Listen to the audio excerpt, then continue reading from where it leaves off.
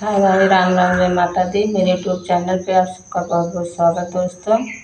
और मैं आज आप सबके लिए एक कजरी गीत लेकर आई हूँ। अच्छा लगे तो लाइक सब्सक्राइब करना, कमेंट करके बताना। और एक कजरी है भाई और बहन के बीच का। बहन अपने भाई को कैसे बुला रही है ससुराल में, ये गाना के माध्यम से दोस्तों सुनिएगा। ए भैया बीतल जाला अब की सावनवा, आमनवा तहरा नाई भैले।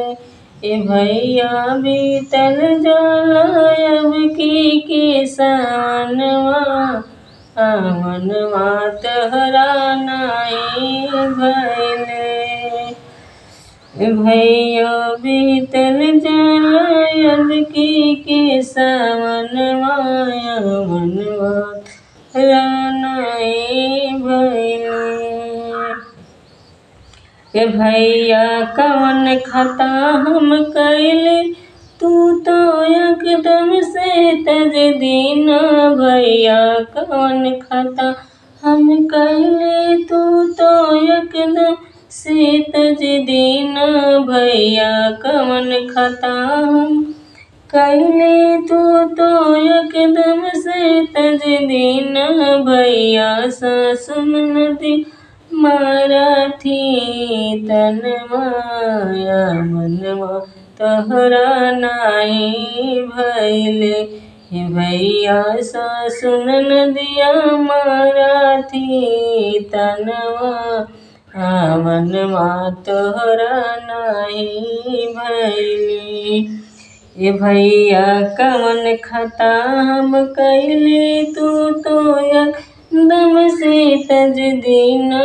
भैया कवन खता हम कैले, तू तो एकदम से तज दीना। भैया सासुन नदिया मारा थी मेहनवा, मनवा तोहरा नाई भैले। भैया सासुन नदिया मारा थी मेहनवा, मनवा तोहरा नाई भैले। भैया बीतल जाला अब की सवनवा, मनवा तोहरा नाई भैले।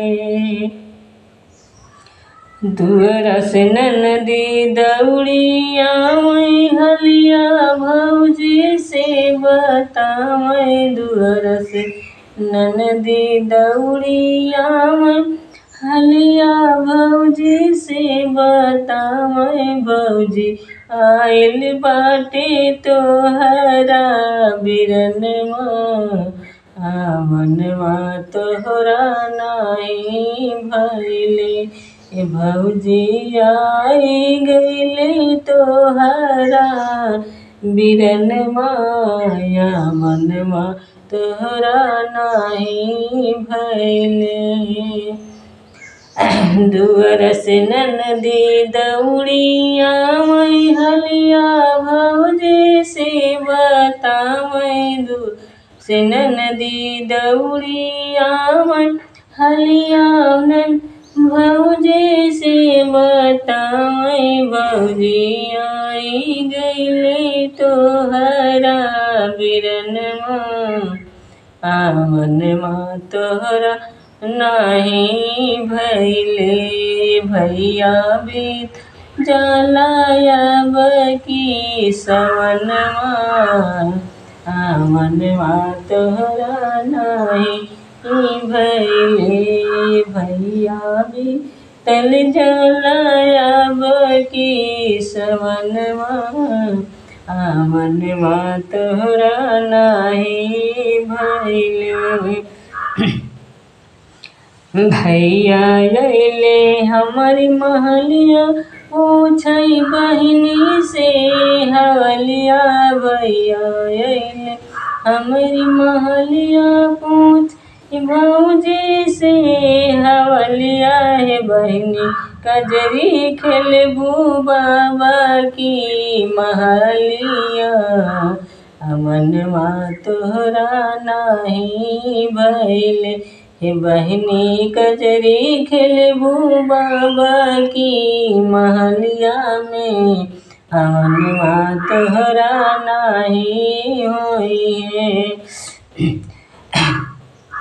भैया अइले हमारी महलिया, पूछै बहिनी से हवलिया।